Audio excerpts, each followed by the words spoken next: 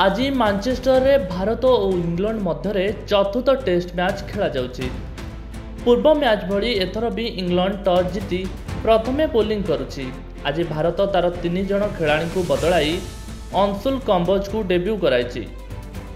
करुण नायर परिवर्ते साई सुदर्शन एवं नीतीश रेड्डी परिवर्ते श्रादुल ठाकुर को प्लेइंग 11 रे स्थान मिली। जदि आम पूर्व मैच कथा देखा भारत मानचेस्टर रे 9 थर टेस्ट मैच खेली पराजय वरण करिछि। सेहीपरि इंग्लैंड 20टी टेस्ट मैच खेली 2टी मैच रे पराजय वरण करथिबा बेले 14टी मैच रे विजय हासिल करिछि एवं 4टी मैच ड्रॉ होइछि।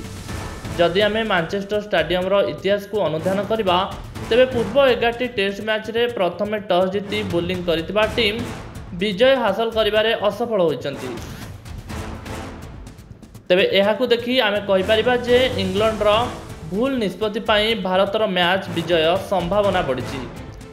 एई टेस्ट सीरीज रे इंग्लैंड 4टी टॉस जीतिछि किंतु शुभमन गिल कोहली भली गोटे भी टॉस जीति नांती।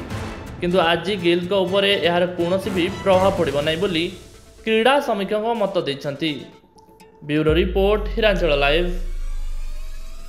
तेबे एभली किछि गुरुत्वपूर्ण खबर देखिबाकू चाहंती आम चैनल को लाइक सब्सक्राइब और शेयर करो।